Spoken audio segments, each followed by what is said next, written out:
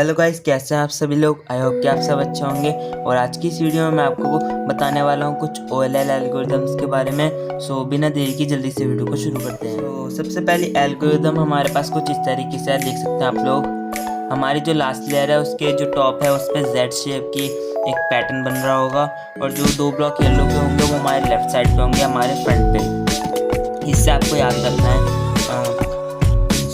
इसकी एल्गोरिदम भी बहुत ही ज़्यादा आसान है। आपको ये एल्गोरिदम राइट साइड से परफॉर्म करनी है। 2 ब्लॉक अभी हमारे लेफ्ट की तरफ है तो हम राइट की तरफ से परफॉर्म करेंगे।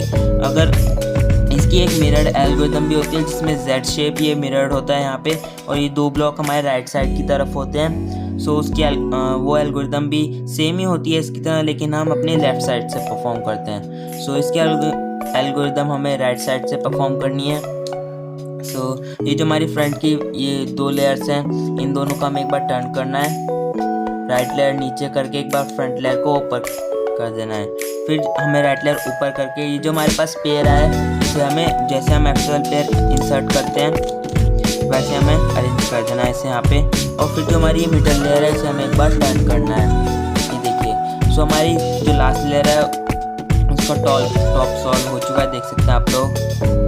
मैं आपको नेक्स्ट एल्गोरिदम, अभी थोड़ी देर पहले मैंने जो आपको एल्गोरिदम दिखाई थी वो भी ऐसी ही थी Z शेप की, लेकिन वो मिरर थी। और मैं आपको इसी एल्गोरिदम के बारे में बताया था, इसी केस के बारे में, कि आपके पास मिरर्ड केस भी आ सकता है जिसमें आपके 2 ब्लॉक जो होंगे वो राइट साइड की तरफ होंगे। सो इसकी एल्गोरिदम भी वैसी ही है, आपको अपने लेफ्ट साइड से इसे परफॉर्म करना है। सो इसमें भी हमें 2 लेयर को ही टर्न करना है, ये जो हमारी 2 लेयर्स है फ्रंट की। और फिर हमें राइट लेयर नीचे करके फ्रंट लेयर को एक बार टर्न करना है, और फिर राइट लेयर ऊपर कर देनी है। फिर जो हमारे पास ये पेयर आएगा इसे हमें, जैसे हम एक्चुअल पेयर अरेंज करते हैं वैसे ही अरेंज कर देना है। सो इसको करने के बाद आपको ये जो आपकी लास्ट लेयर की मिडल लेयर है इसको आपको एक बार टर्न करना है। सो देखिए, आपकी लास्ट लेयर सॉल्व हो गई।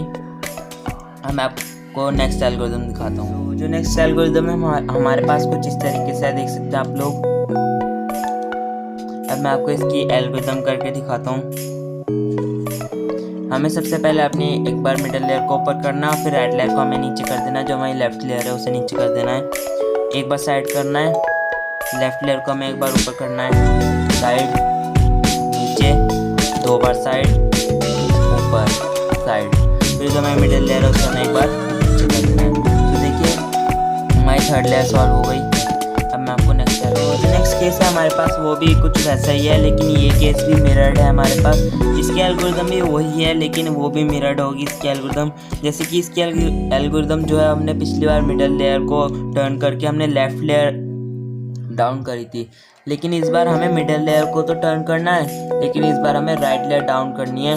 फिर एक बार साइड ऊपर, साइड नीचे, 2 बार साइड ऊपर। फिर हमें एक बार टॉप लेयर को साइड करना है, और जो हमारी मिडल लेयर उसे नीचे कर देना है। तो देखिए, हमारी लास्ट लेयर है जो सॉल्व हो गई। अब मैं आपको नेक्स्ट एल्गोरिदम दिखाता हूँ। तो जो नेक्स्ट केस है हमारे पास कुछ इस तरीके से देख सकते हैं आप लोग। इसकी एल्गोरिदम हमें कुछ इस तरीके से करनी है। सबसे पहले जैसे हमने क्यूब को इस फेस से होल्ड कर रखा है, तो हमें जो हमारी लास्ट लेयर है उसको अपने फ्रंट पे रखना है।